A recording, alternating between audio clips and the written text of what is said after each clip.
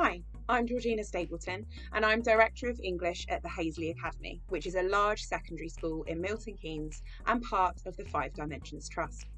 As part of my role as Director of English, I run Oracy CPD and also promote Oracy across the curriculum, which, as you can imagine, has taken on a new and challenging form of late. As a trust, once we had our offering of live lessons in place, we had visions of students unmuting themselves, taking turns to participate in discussion, and maybe even needing to use the mute all feature because they would be excitedly talking over one another.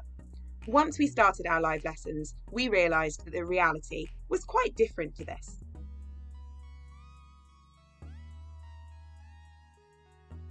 So, I reached out to the online teaching community to see if this was simply an issue for us or if the silent darkness was a phenomenon that was sweeping virtual secondary schools everywhere. Reassuringly, although disappointingly, I realised that we definitely were not alone.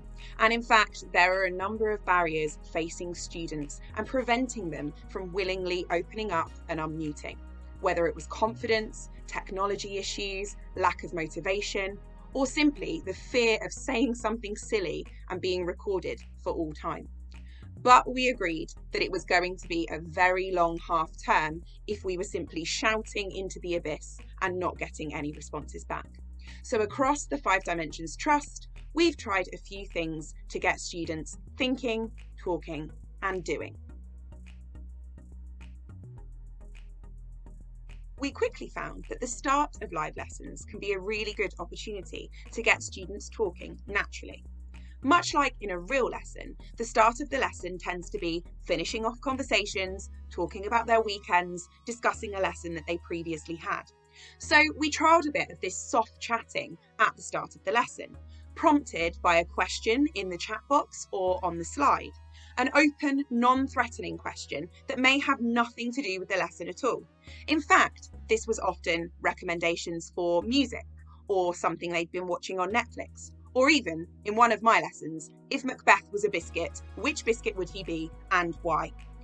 The key to this is reminding students to unmute and have those discussions normally, rather than using the chat box. We found that starting the lesson this way really set the tone for some good discussion later on. Another really simple tweak that we made was to take the register at the start of the lesson aloud as normal. This way, students knew that you were about to call upon them and could unmute themselves ready to answer good morning or yes. We found that this was a much less threatening way than getting students to unmute themselves and give an unprepared answer. And it reminded them from the start of the lesson that they could actually talk to us. Just before we go any further, I wanted to say that we are fully aware that not all students are working in a home environment that would allow them to comfortably unmute and have a discussion. Likewise, we appreciate that not all students have the technology to allow them to do so. We've always kept the chat box feature open for this exact reason, and we've tried to encourage discussion rather than insisting upon it. Another tool that's been invaluable in encouraging discussion is the breakout rooms feature. Now, I'll be very honest, the thought at first of sending students into virtual rooms unsupervised was met with a lot of trepidation. But ironically, after so many months of social distancing and front-facing desks, it was actually really nice to allow students to do group work. We used the Oracy framework group discussion roles, and we found that this was an invaluable tool in terms of setting up our group discussions before we sent students out into the breakout rooms. So, for instance, before the breakout rooms happened, we would identify which student would be responsible for starting discussion, who would be building upon it, whose job it was to clarify and ask questions, and very importantly, which confident student was going to be the one to summarise and bring that group's thoughts back to the main meeting.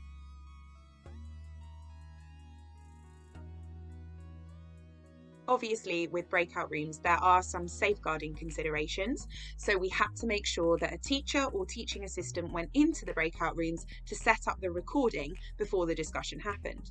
However, we found that once the teacher or teaching assistant had left the breakout room, students felt more confident to have the discussions. It wasn't the perfect fix. There are definitely still occasional breakout rooms where it tends to be chat box only, but in a lot of subject areas, they found that breakout rooms did encourage discussion. We found them to be most successful with sixth form and years 7 to 9, but you know your own classes, and there have been great reports of year 10 and 11 groups overcoming shyness and really bringing those conversations back into the main meeting as well. It's always worthwhile considering your groupings before you set up breakout rooms, like you would in a normal classroom, splitting your confident students out and feeling as if you've got one student or two students who would be confident enough to bring that conversation back into the main meeting. I'll be honest, some of the most fulfilling moments that I've had in the last half term have been sitting back and basking in the sound of voices that were not my own post breakout room.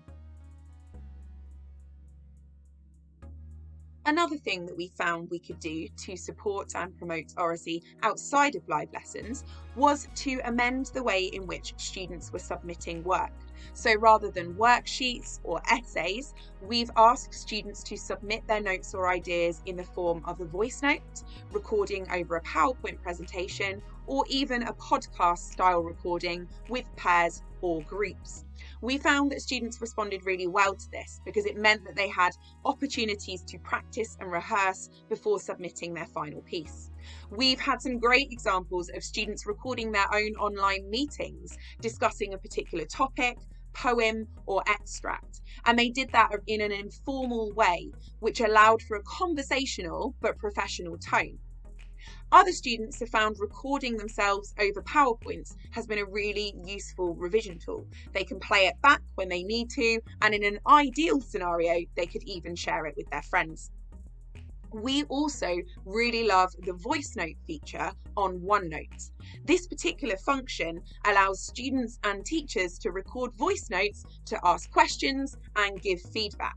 It's quicker for a start, but it also gets students thinking about exactly what they want to say before they leave a message for their teacher. In lessons, one teacher had great success in a project where he asked students to prepare a slide beforehand.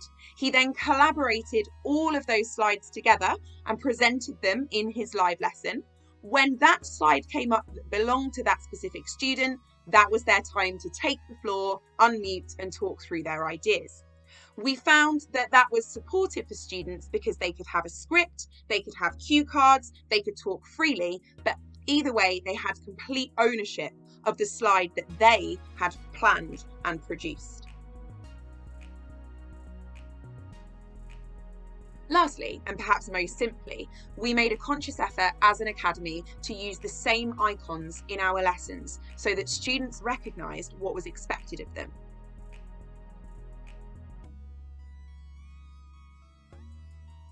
By using these 3 clear, simple icons, it was a really good reminder for students what was expected of them, whether unmuting was welcomed, whether we'd prefer discussion in the chat box, or whether they were just meant to be listening and making notes. We found that this worked really well, particularly with year 7 and 8.